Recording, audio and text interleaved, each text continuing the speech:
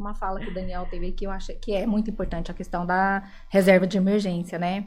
E de novo aqui compartilhando a minha história, lá naquele momento lá, desequilibrado, tudo, eu não tinha essa reserva de emergência. Aí a minha emergência foi recorrer a A um empréstimo. empréstimo. Aí veio, aí sabe, e aí junto que você tá na situação, você vai atraindo mais, acontece imprevisto, outro empréstimo.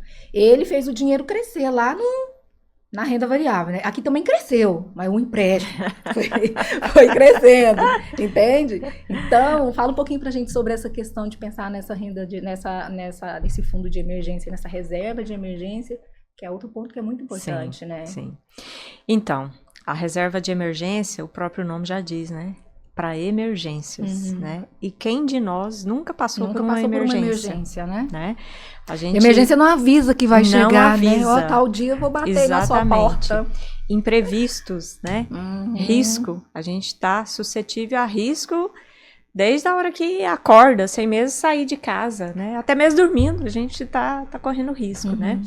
Então, é mais uma questão de mentalidade, né? De educação financeira que a gente precisa trabalhar muito, que é para manter uma reserva de emergência. Os seguros, né? Você ter seguros também é uma forma de você Sim, proteger o seu muito capital, bom, isso aí. né? Proteger os seus bens e diminuir a sua reserva de emergência, né? Ou você tem uma reserva de emergência muito alta que evita que você tenha que contratar vários seguros, né? Aí você tem que ter uma reserva de Bem emergência alta, muito né? boa, não seria para os 6 meses, né, de sobrevivência.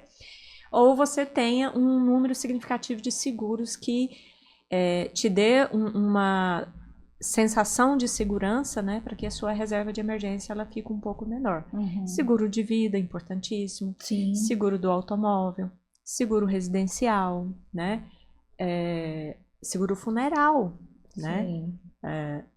Eu Menos assinaturas de streams e menos mais seguros, né? exatamente, exatamente. Então tudo isso te ajuda a fazer com que sua reserva de emergência ela diminua, mas é Isso. importante ter, tá? É importante esse olhar que você trouxe aí dos seguros enquanto reserva de emergência, porque às vezes a gente não faz esse link, né? Exatamente. Plano de saúde, né? Imagina você não ter um plano de saúde hoje, ficar doente, ter que ir para uma UTI. Diárias de UTI Inviável. é um absurdo, inviável, né? E por outro lado, você vai recorrer ao SUS, né? Vai correr o risco de morrer na fila esperando, Isso. né? Então a gente precisa pensar nessa mentalidade. E a reserva de emergência é uma reserva que você tem que ter para pelo menos 6 meses, né? Das suas despesas essenciais. Você não vai colocar ali para reserva de emergência a balada, o jantar, a viagem. Não, é para você sobreviver. Perdeu o emprego, até que você se organize novamente, você tem a reserva de emergência, né? Bateu o carro, precisa pagar a franquia do carro, não tem aquele dinheiro no seu orçamento do mês, recorre à reserva de emergência, né? Então, para isso é importante a reserva. E como construir essa reserva, né? Isso. A gente não precisa ter essa preocupação de colocar esses 6 meses de uma vez só. Você pode ir construindo aos poucos, né? Os R$ 100 que o Daniel comentou, né? Todo mês você vai reservando dinheiro para sua reserva de emergência. Agora, o importante é que essa reserva também esteja em um investimento. Sim. Né? E aí a gente diz que é um investimento de renda fixa, tá? Mas de liquidez imediata. Né? Curto prazo. Exatamente. O que é liquidez imediata? Ai, bati o carro agora, preciso contratar o seguro, pagar a franquia, não tem dinheiro. Vou recorrer à minha reserva de emergência.